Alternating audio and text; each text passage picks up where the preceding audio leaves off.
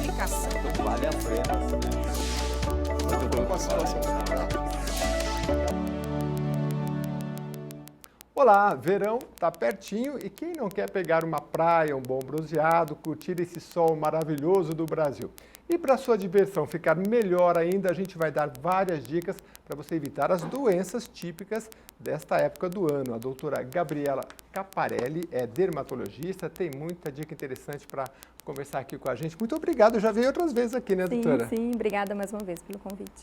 Então, como a gente falou no início, né, verão é tão bom, mas tem que ter aquele cuidado com a pele. E hoje a gente vai falar principalmente das doenças, né, doutora? Certo. O que é mais comum, principalmente nos ambientes que a gente gosta de frequentar, a piscina, o mar? O mais comum são as queimaduras solares, né? Então, disparado é o que a gente mais atende nessa época do ano. Mas algumas outras doenças, como micoses, são muito prevalentes nessa época do ano. Realmente uma estação muito quente, muito úmida, que prevalece o crescimento e a proliferação dos fungos, né? Agora, quando você falou em queimadura, eu me lembro, porque a gente que é novinho assim, lembra de coisas importantes. Por exemplo, o pessoal da roça usava uma proteção, assim, né? A molecada hoje não sabe nem o que é isso, doutora, mas assim, era muito comum e no calor as pessoas estão com todas protegidas, né? Isso foi mudando, né? E a gente ficou um pouco assim desleixado com isso, porque o povo do sertão conhecia, sabia disso, né? Não tinha creme, mas tinha proteção, né? Na verdade, nós podemos dizer que há cerca, por volta de 15 anos atrás, realmente existia uma exposição inadvertida e sem proteção que a gente não vê tanto hoje em dia, né? Hoje em dia é muito comum nós vermos em praias e piscinas crianças de roupas, né? Que são roupas com proteção solar, roupas UVs que a gente chama. Então, a consciência hoje é muito maior, tanto dos pais para com as crianças quanto para eles mesmos. Então, eles estão mais disciplinados com o uso de protetor solar e com o uso de roupas protetoras, o que há 15 anos não se via, não se falava tanto disso. Mas roupa protetora, não sei, não tenho visto. Na piscina, por exemplo? Também. Se você observar, as crianças ficam de roupas de manga comprida algumas vezes. E isso são roupas específicas que têm na trama do seu tecido uma proteção. A trama é feita de uma forma que protege bastante. E que mesmo num verãozão, num calor, a pessoa não vai sentir muito calor. Não, porque é uma tecnologia muito avançada do tecido, né? Não hoje é tem um tecido comum. Que você sua e transpira. Exatamente. Beleza, né? Mas exatamente. É mais caro, né? Tem um valor agregado um pouquinho diferenciado, mas que vale a pena. É um investimento para o futuro, né? O índice de câncer de pele na população mundial é muito alto, é o principal câncer que acomete a população mundial, e cada vez mais nós temos feito os diagnósticos, né, principalmente de carcinomas, mas também de melanoma, que é um câncer potencialmente agressivo. E sem contar que na questão estética, né, a gente falou aqui no início que as pessoas antigamente usavam muita proteção, quem trabalhava na roça, mas esteticamente também a pessoa vai ficando marcada, né? A gente vê a pessoa idosa, né, que às vezes ela às vezes está nova, 40, 50 anos, mas está com a pele muito marcada, até porque ela vai ficando, né? Sim, a gente chama isso de fotoenvelhecimento, né? Fotoenvelhecimento. Exatamente. Então, os raios, principalmente UVA e UVBs, eles têm a capacidade de alteração das fibras de colágeno e elastina. Então, isso dá um aspecto de pele mais flácida, as rugas ficam mais aparentes e também as manchas, né? Então, a pele fica pigmentada, com várias manchinhas marrons, que são a gente chama de melanoses. Certo. Então, isso dá um aspecto de envelhecimento precoce, né? E o sol é o grande vilão, certamente. E a gente, geralmente, muita gente, boa parte da população, se lembra de passar o protetor solar quando a idade vai chegando e fala, ai meu Deus, principalmente o pescoço, né? O pescoço também é uma região que a gente pensa no rosto, né? Mas o pescoço também, ele envelhece também, né? Envelhece o colo, é muito comum a gente ver aquele colo em V, né? Aquele V do decote avermelhado, com aspecto de pápulas, com rugas finas, é o que a gente chama de poiquilodermia, é um envelhecimento do colo e do pescoço, porque realmente não é uma área onde as pessoas se preocupam com a proteção, né? Quando se faz a proteção, geralmente se faz mais no rosto, esquece de colo, pescoço, mãos, orelhas, que é uma região bem afetada pelo sol, e o índice de câncer em região de pavilhão auricular é bem grande. Ah, é? Nós tivemos, por exemplo, durante essa gravação, aí nós estamos num mês que teve a notícia aí do presidente Jair Bolsonaro que foi fazer um exame, ainda não, nessa gravação ainda não está comprovado, né? Uma suspeita, né? Retira um pedacinho de pele, como é que é? Na verdade, quando se tem uma lesão suspeita, a gente tem um exame que é a biópsia, onde a gente retira um fragmento da lesão e nós mandamos para um exame anatomopatológico, que é o exame de certeza, que vai dar um diagnóstico de certeza daquela lesão, né? Entendi. Realmente há uma notícia de uma suspeita, né, do presidente Bolsonaro, uma suspeita de um câncer de pele, não confirmado ainda. Acredito que o exame foi para análise. Né? Ele disse que quando eu pescava, eu era muito exposto ao sol durante muito tempo. Isso tem a ver mesmo? Assim, Sim, com certeza. O principal fator de risco para o desenvolvimento de câncer de pele é a exposição solar inadvertida, né, que são as queimaduras solares, aquele paciente que depois de um dia de sol fica extremamente vermelho, ardido, que descama dias após. Então, essa é a pior exposição que uma pessoa pode se submeter. Então, nunca é demais falar, doutora, o protetor solar. Vou sair... a gente está no mês de dezembro agora um pouco atípico, parece que está né, chovendo. Chover é normal, que a gente não chegou no verão ainda, mas... Um pouco de frio, né? Um pouco de frio, né, em pleno dezembro, enfim. Mas às vezes está aquele normaço que a gente fala e mesmo assim passa o protetor. Mesmo assim. Isso é uma pergunta muito frequente em consultório. Doutor, eu preciso passar o filtro todos os dias, mesmo quando estiver chovendo, mesmo quando estiver nublado? Sim. Precisa porque nas nuvens passa luz visível, é possível isso acontecer, isso acontece. E a gente consegue enxergar muito bem isso, porque nos dias nublados são os dias que mais nós atendemos pacientes com queimaduras solares, né? Porque eles ficam tranquilos em relação à fotoproteção, achando que não tem um sol, então não vai queimar. Então o que queima não é só o sol, mas é a luz. Não, sim, exatamente. Não precisa ter um sol quente para queimar, né? Se você ficar um período todo no mormaço sem proteção, você certamente vai se queimar, certamente. Agora, doutora, tem filtro 20, 30, 40, 50 e aquela pergunta recorrente, eu já ouvi falar que assim, o número maior não é que ele protege mais, ele protege mais horas, é assim? Não, na verdade, os filtros a partir de 30, né, que é considerado um fator de proteção adequado, e aí nós temos até 99 de FPS, né, fator de proteção solar. A diferença entre um filtro com proteção 30 e um filtro com proteção 50 é muito baixa. Eu diria que um protetor de 30 protege 97% e um de 50, 98%. Então, é muito baixa. O que realmente faz a diferença não é aumentar em demasia o filtro, é reaplicar o filtro. Né? Então, está muito mais protegido aquele indivíduo que utiliza um filtro 30 e reaplica esse filtro a cada 2 horas na praia ou na piscina, do que aquele indivíduo que usa um filtro 70 e acha que está super protegido e não reaplica esse filtro 70. Tem que reaplicar. Tem que reaplicar, isso é obrigatório, a gente orienta a reaplicar a cada 2 horas, ou após sair da água, ou após suar, fazer uma atividade física, reaplicar imediatamente. Dá para passar aquele que a gente passa no braço, passar no rosto também? E eu pergunto isso por quê? Vai ficando mais caro, né? E se você for ver, aquele que existe até, não sei se existe ainda, aquele que passa só aqui embaixo. Então, o daqui, sei lá, é R$50, aí aqui vai 80, aqui é 120. E as pessoas, nem todo mundo pode, né? Não, na verdade, há uma diferença de cosmética, né? Então, o filtro corporal, geralmente, é um filtro um pouco mais oleoso, um filtro que é mais resistente à água. Então, ele não é tão adequado para a face, porque a nossa face já tem muitas glândulas sebáceas, já tem a produção natural de óleo. Então, quando se passa um filtro oleoso no rosto, você corre o risco de desenvolver lesões de acne, por exemplo, né? Então, a indústria desenvolveu filtros mais adequados para o rosto, com toque seco, né, que não dão comedões, né, que são os cravos. E por ter uma tecnologia mais avançada, o valor Entendi. Mas parece que a natureza já faz uma coisa meio prática pra gente, que assim, nessa região, você passa alguma coisa, começa, você fala, meu, não dá, né? Acho que é porque a região de comer, né? Parece que já você passa, você quer tirar, você quer limpar o que está aqui, né? E tem a ver, né?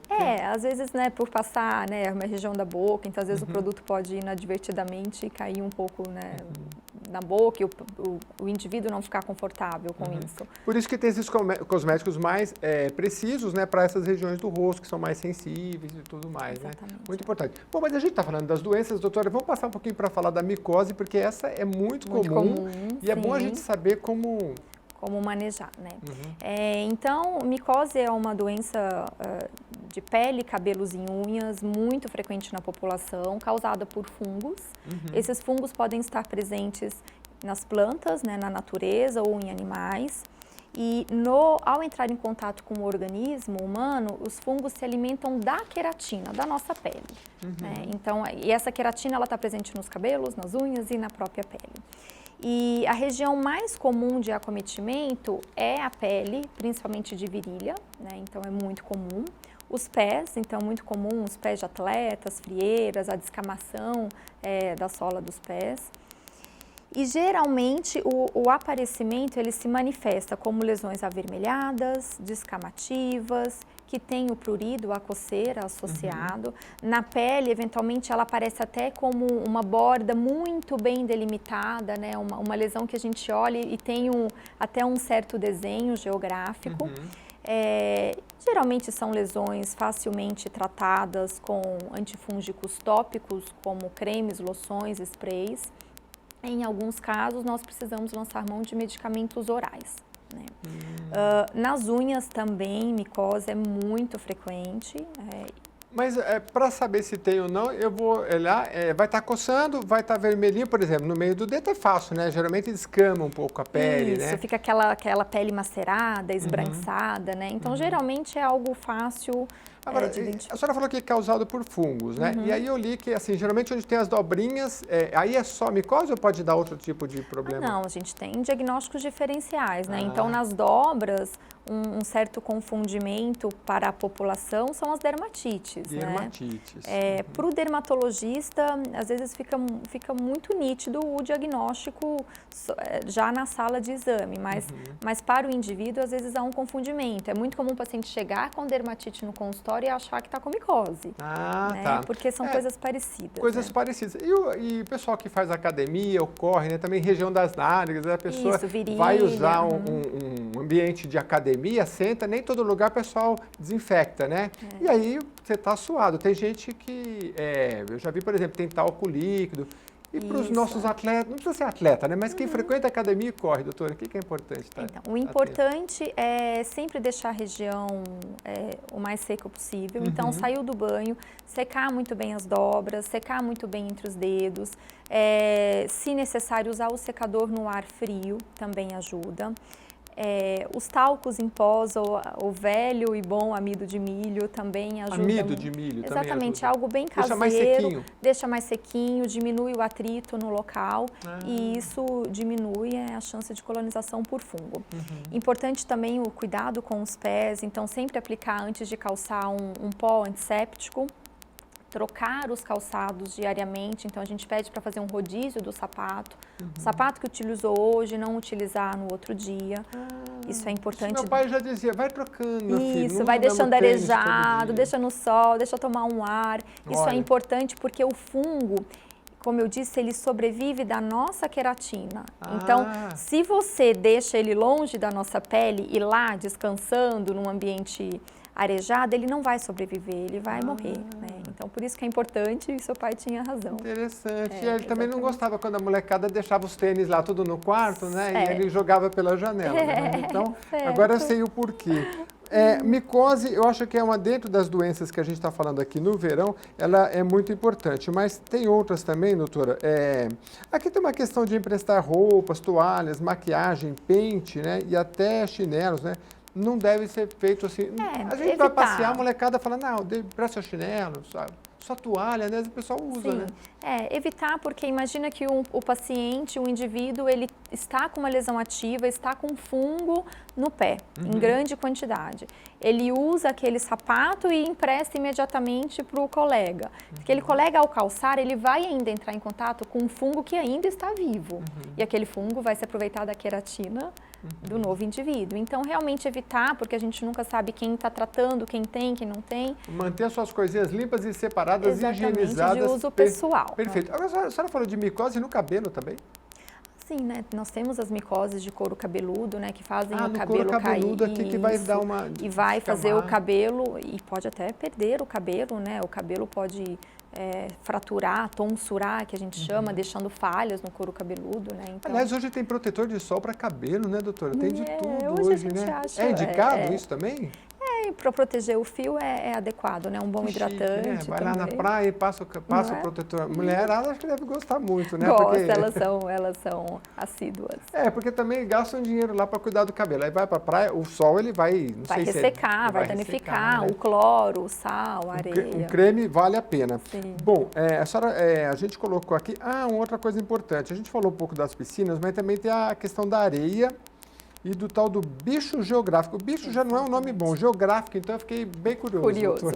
Então, o que é o bicho geográfico? O bicho geográfico é um nome popular para a larva migrans, né? Que é uma larva presente principalmente em areias e, na verdade, ela coloniza a areia devido às fezes de gatos e cachorros contaminados por essa larva, né? Então, esses cachorros que frequentam praias ou frequentam bancos de areia onde crianças fazem recreação, ao depositar as suas fezes, essas larvas ficam na areia e o indivíduo entrando em contato com a areia contaminada, essa larva tem a capacidade de penetrar na pele. Né? Ao penetrar essa larva, ela produz um cabelo, ela consegue caminhar literalmente por debaixo da pele, formando lesões lineares e tortuosas, que inclusive parecem mapas geográficos. Então, por isso que Deus deu esse nome de bicho geográfico. Muito comum no nosso litoral de São Paulo. O bicho geográfico, que tem essas características, né? São lesões serpiginosas, vermelhas, que tem a coceira como um sintoma muito prevalente. Então, o paciente chega e fala, doutora, está coçando muito o meu pé e aí eu vejo que a lesão hoje está aqui, amanhã já andou, está em outro lugar. Então, isso é um diagnóstico. A senhora falou em coceira, é interessante porque nós temos o dermatologista e temos, geralmente, quando a pessoa fica irritada, vias aéreas, tem um outro profissional também. Alergologista. Alergologista, que é de alergias, né? E uma vez o dermatologista falou para mim, olha, Jeremias, se for coisas de pele, está coçando a pele, vai no dermatologista. E eu fui no alergologista, porque eu falei, eu devo estar com... Eu já tinha ido no dermatologista antes, né? Eu falei, eu devo estar com alguma alergia, né? E eu nunca tive, né? E eu fiz acho que uns 12 exames e não apareceu nada aquele monte. E aí foi no dermatologista, vai no outro, até que uma dermatologista, uma grande especialista aqui de São Paulo, que me indicaram, e eu estava com a perna todinha empipocada, mas assim, era a perna inteira de 5 em 5 milímetros, tinha uma bolinha. Ela olhou e falou, é picada de carrapato. Ela só olhou. Eu achei que... Falei, não é possível, já foi em vários. E ela falou, olha a picada aqui. E naquela semana eu fiquei sabendo de um rapaz que morreu e eu não sabia que aquilo era tão grave, né? Ela me deu um remédio 2 dias, um dia depois, 2 dias eu estava bom. Né?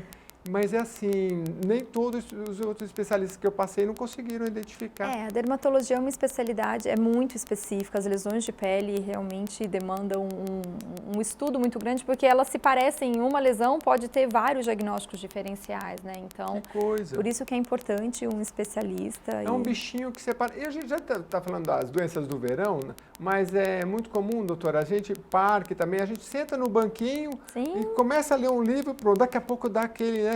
E tem uns insetos que mordem a gente que fica mais de mês, né? É algum específico assim e precisa procurar um médico? Na verdade, existem algumas toxinas que o indivíduo não aceita muito bem e o organismo reage, né? De formas diferentes. Então, tem pacientes que são ditos alérgicos a picadas de inseto, que 1, 2 picadas provocam um estrago no local da pele, ou 1 ou 2 picadas ativa todo o sistema imunológico do indivíduo e ele começa a pipocar várias outras lesões. Então, isso depende muito da sensibilidade de cada um, né? O mesmo bichinho que te pica pode provocar uma reação completamente diferente em você quando ele me picar. Então, depende muito do indivíduo. Depende de toda... Eu acho que a tecnologia cada vez mais vai trazer informação para a gente saber, né? Qual é o nosso... se estamos mais sujeitos a essas intempéries, principalmente dos bichinhos que gostam de picar a gente. A gente falou de micose, bicho geográfico e que mais? Temos aqui a questão da acne solar, que a gente acho que não falou, queimaduras, e herpes também, que é uma coisa muito recorrente, né, doutora? Muito Aliás, recorrente é quase que um trocadilho. Um trocadilho. O herpes é uma lesão viral, né? Nós temos o herpes simples, que é causado pelo herpes tipo 1 ou 2, que a grande maioria da população já entrou em contato e esse vírus fica guardadinho em algum lugar do nosso corpo para um determinado dia ele acordar e produzir uma lesão na pele, né? O local mais frequente são nos lábios, né? Não, mas pode aparecer em qualquer lugar do corpo. E qual é a relação do desencadeamento da lesão herpética com o sol? O sol, ele promove uma baixa da imunidade da pele. Então, quando o indivíduo se expõe ao sol, o sol realmente deixa a pele, digamos, mais susceptível a algumas infecções. Uma delas é a infecção do herpes simples. Então, é muito comum o paciente, após um período de sol, aparecer com vesículas, né, com bolinhas d'água agrupadas, uma pele avermelhada e uma sensação de ardor, queimação, dor no local das lesões. Esse é um diagnóstico clínico. Quer dizer que não é só nos lábios, ela pode aparecer em outro local. Qualquer região do corpo, qualquer. Mas o sintoma é parecido, assim, ela meio que escama um pouquinho, faz uma bolhazinha? Fazem vesículas, bolinhas de águas agrupadas, que são dolorosas, são incômodas para o paciente, mas não tem nenhum risco, né, adicional, realmente é só uma questão incômoda que dura de 5 a 7 dias a duração da Agora, doutora, de todas essas doenças que a gente falou, quando procurar um dermatologista ou quando não? Porque algumas coisas, por exemplo, uma micose no dedo, a gente compra uma pomada, passou e tchau, sarou, né? Não deveria. Não deveria? Na verdade, a automedicação, a gente nunca realmente indica. Né? As micoses, elas são, na grande maioria das vezes, são superficiais e não gera nenhum risco para o indivíduo. Mas se não tratadas, elas realmente podem aumentar, acometer, por exemplo, outras unhas. Então o indivíduo começa com uma lesão pequena em uma unha, ele não trata adequadamente, isso se espalha para as outras unhas. E também levar em consideração que ele sempre coloca em risco o outro de ter o acometimento, né? Então, quando o indivíduo não se trata daquela micose e ele vai para a piscina, ele vai para a praia, ele está expondo todas as outras pessoas ao redor a se contaminar, né? Então, o tratamento ele deve ser orientado. Alguns fungos são mais resistentes, demandam um tempo maior de tratamento e, como eu disse, às vezes o tratamento tópico não é o suficiente, o paciente precisa tomar medicamentos orais que precisam ser controlados pelo médico. Né? Bom, minha pergunta foi quando procurar um médico, então a senhora falou que, em geral, mesmo uma micose, é bom procurar um dermatologista para acompanhar. O paciente viu alguma alteração, descamação, vermelhidão, coceira, ou um descolamento da unha, uma mudança na coloração da unha, procurar um dermatologista assim que possível. Né? Unha é mais difícil de tratar? A pessoa, quando é idosa, ela está mais sujeita a ter uma... O idoso tem uma imunidade naturalmente mais baixa, então ele está mais sujeito a qualquer infecção, seja viral, fúngica, bacteriana. Né, com certeza. E aí a unha, geralmente você vê um idoso que está com aquela unha assim, que está com micose, e você nem consegue cortar, né? E aí, o certo é lixar mesmo, aí vai passando um remédio, só que assim, tem que passar no tempo correto, sempre até o fungo morrer, né? Porque se você passa um dia, depois outro dia você esquece, ele vai se fortalecendo. Ele vai se fortalecendo e você nunca erradica aquela infecção, né? Então precisa ter um acompanhamento e um tratamento correto, de muita disciplina. Unha precisa de disciplina, porque o tratamento é prolongado, de meses. Né? Exatamente. Então, muita disciplina. Às vezes, se é um idoso, se você não está lá com seu pai, sua mãe, seu avô, dá orientação, olha, tem que passar todo dia, tantas vezes por dia, tem que acompanhar, tem que lavar, tem que secar, porque é longo, para cuidar bem das unhas dos nossos velhinhos aí, porque senão a gente acha que é uma coisa simples, passa a pomadinha uma semana e não é, não trata não. Agora tem um nome aqui que é difícil, fitofotodermatose. Exatamente. Muito comum também. Esse nome se resume popularmente a uma queimadura por limão, por exemplo, né?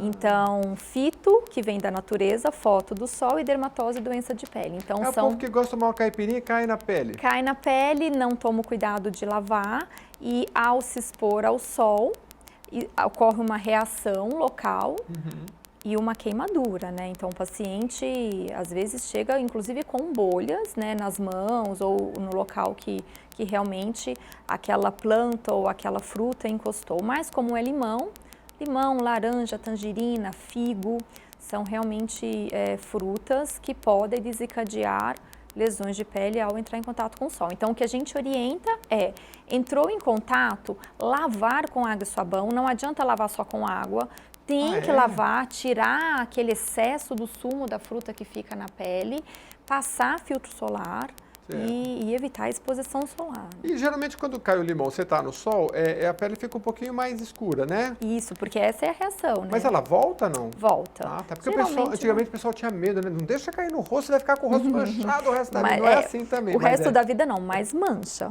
né? Então, assim, realmente a reação que acontece, o paciente chega no consultório ou com vermelhidão, ou com bolhas, ou já com a pele marrom, com manchas amarronzadas, que são manchas transitórias, né? A gente institui um tratamento para a melhora mais rápida, mas às vezes demanda de 1 a 2 meses para a pele voltar ao normal. Doutora, eu acho que a gente passou pelas principais, aí falamos das micoses, dermatites, né? E, enfim, mas como a gente está no mês de dezembro e temos o dezembro laranja, eu acho que também não foge muito do nosso tema não, porque é o mês voltado aí para a prevenção do câncer de pele, né? Queria que a senhora desse umas orientações gerais, temos aí 2 minutos ainda, mas é importante. Então, o câncer de pele é o câncer mais prevalente da população. Existem basicamente 2 grandes subtipos, carcinomas e melanomas. Os carcinomas são os mais comuns, né? São lesões que podem aparecer de diversas formas, feridas que não cicatrizam, lesões que sangram facilmente, lesões avermelhadas e descamativas. E a gente precisa realmente orientar o paciente, a população geral, todo mundo deveria, uma vez ao ano, ir ao dermatologista para fazer o seu check-up dermatológico, mesmo não tendo absolutamente nenhuma queixa, porque o câncer de pele é uma lesão que, como eu disse, pode aparecer de várias formas, e o indivíduo às vezes não valoriza, acha que é uma espinha, acha que é um machucado qualquer, e quando ele vai ao exame, aquilo é um carcinoma, é um câncer de pele instituído. E aí, o que ele deve pedir ao médico? Porque a análise deve ser do corpo todo, né? Corpo não é só todo. O rosto, olhar, Na verdade, tem que o indivíduo chega, doutor, eu vim fazer o meu check-up. A gente pede para o paciente retirar toda a roupa, a gente examina desde o couro cabeludo até o dedinho do pé. E aquelas pessoas que têm um monte de pintinha já, doutora, como é que vocês fazem? Aí nós temos um exame que chama mapeamento dos névos, né? Névos são as pintas, é um exame que faz literalmente um mapeamento de toda a pele, um mapeamento fotográfico, há um registro de tudo. Porque tem gente que tem aquelas pintinhas, as sardazinhas pelo corpo todo, né? Sardas não são pintas, elas não são nem mapeadas, mas tem pacientes que têm realmente muitas pintas, 100, 150, 200. Né? Então esse é um exame muito interessante, importante, para a população de risco, né, que tem um familiar que já teve ou um indivíduo que já teve câncer de pele, deveria sempre fazer um mapeamento, ou aqueles indivíduos com mais de 50 pintas deveria também fazer esse mapeamento. Se você tiver mais de 50 pintas, faça esse exame. Doutora, para encerrar, a gente tem aqui alguns segundos. A cor da pele influencia a pessoa mais branca? Tem que passar mais filtro solar? Com certeza. Quanto mais branco a pele, olhos claros, cabelos claros, significa que esse paciente não tem tanta proteção solar natural, né? Que é a nossa cor natural. Então, esse paciente tem sim que ter mais atenção, evitar os horários de risco de sol, que é depois das 10 e antes das 4, reaplicar filtro e se proteger o máximo que ele puder. Aí você vai ficar com uma pele bonita igual a da doutora aqui, ó, porque... E é para muito tempo, né? A gente sabe que a gente está vivendo mais, né, doutora? Vivendo até... Antigamente 70, 80, hoje está 90, 100, todo mundo querendo viver mais, né? Exatamente. Começa cedo, acho que essa é uma dica importante. Prevenção, sempre. Muito obrigado, doutora Gabriela Caparelli, dermatologista, que mais uma vez esteve aqui com a gente no programa Em Discussão. Obrigado pela sua presença, obrigado pela sua audiência. Até o próximo programa.